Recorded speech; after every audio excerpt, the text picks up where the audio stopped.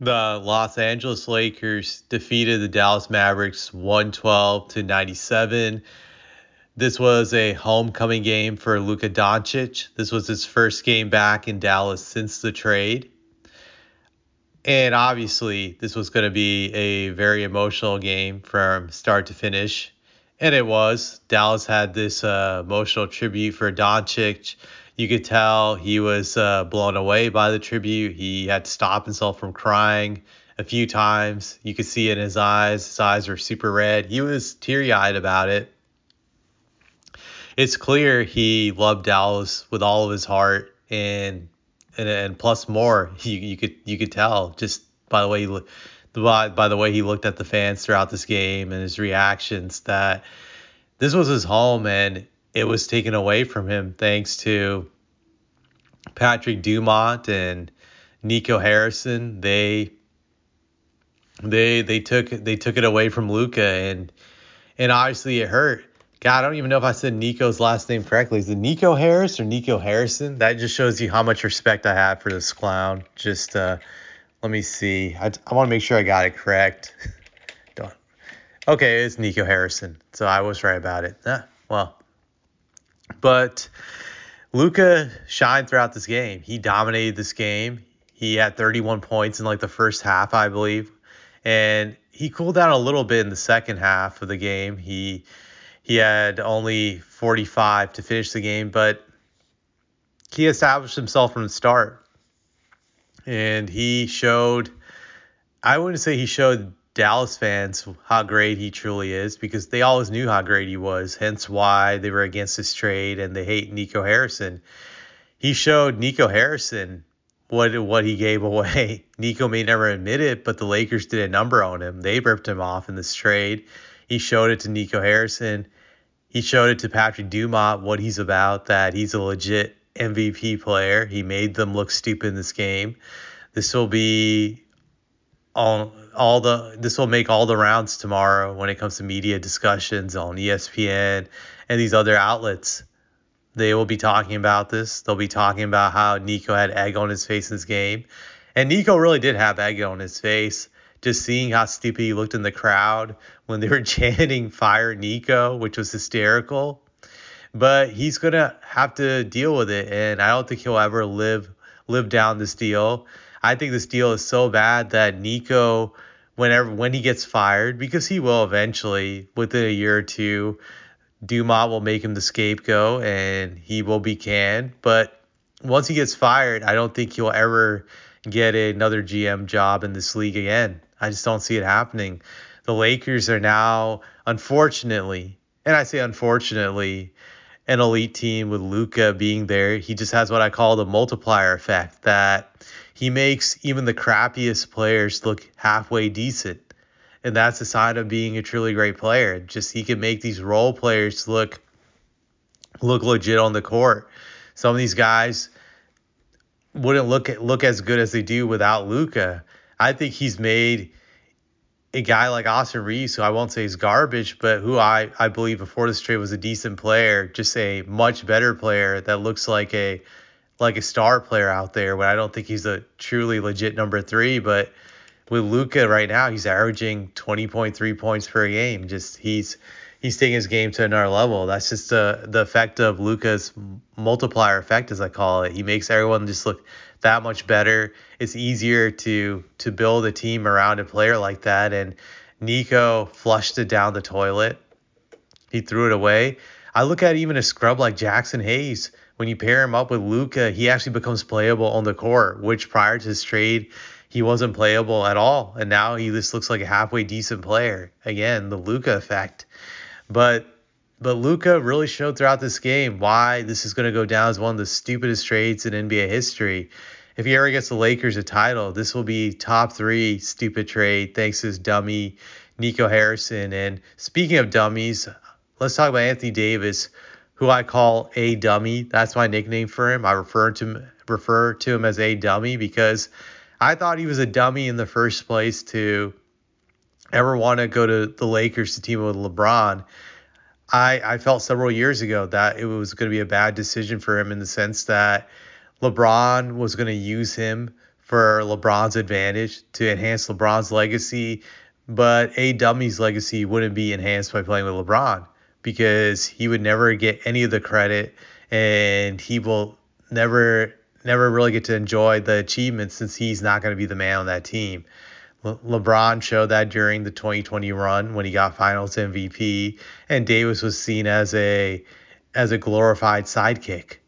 That was pretty much it. After 2020, I don't think it was really worth it for Davis. The Lakers didn't do much. Sure, they had that conference finals run, but they ended up getting swept by the Nuggets. So he didn't really benefit from it at all. It was really a waste of time of him being in LA. I think that 2020 title is forgotten.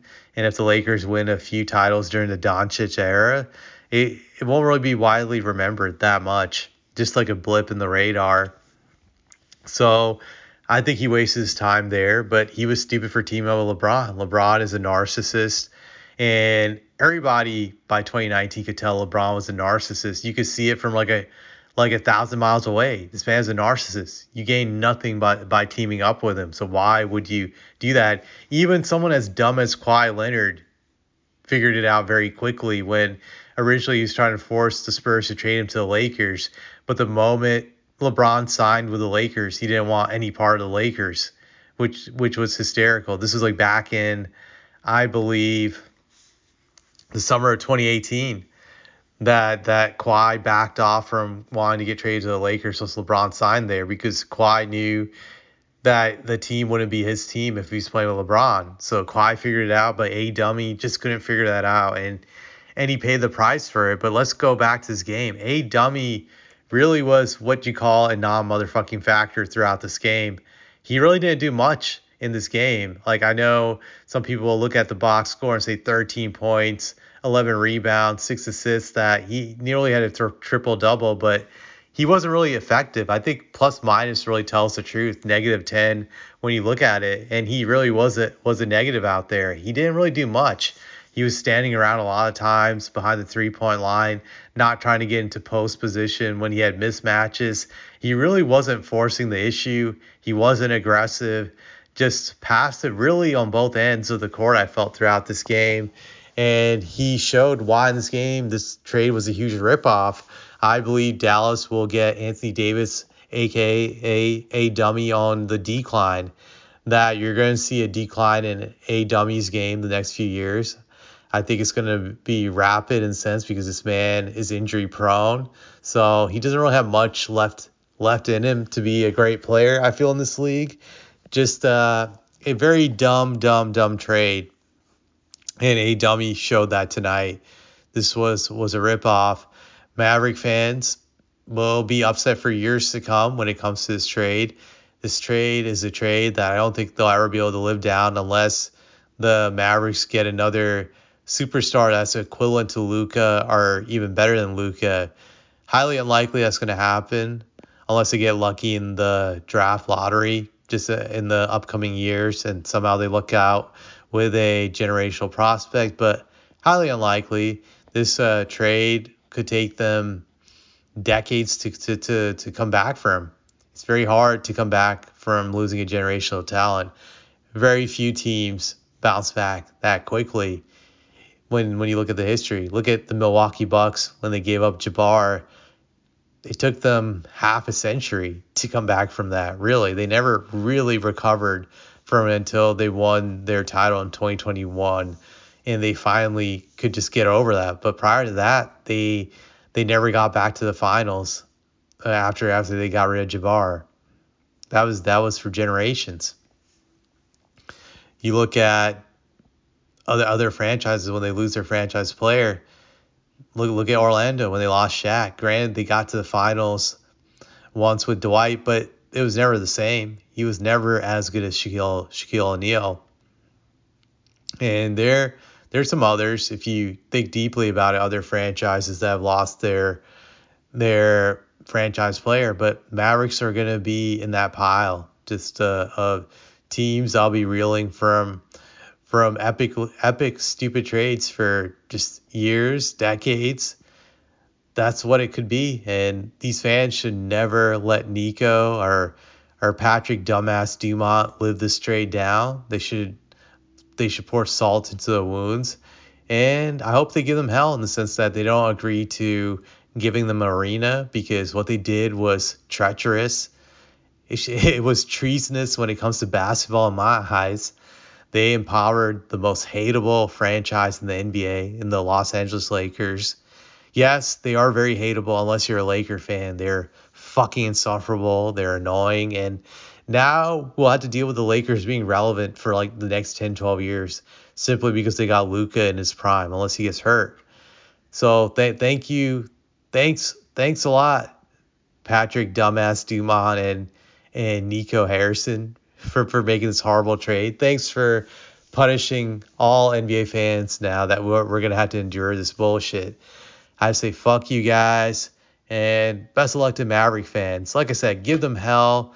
Don't let them live it down. Don't agree to anything. Boycott these Maverick games. Not worth going to, I feel, without Luka. Don't give them that arena. Just let them suffer. That's what I would say. And my closing thoughts, that this was one of the dumbest trades in NBA history and in my lifetime. I can't recall a trade this bad outside of the Pau Gasol trade. Ironically, another bullshit trade the Lakers benefited from. But yeah, this is probably the worst trade I've seen in my lifetime, and that's all I have to say.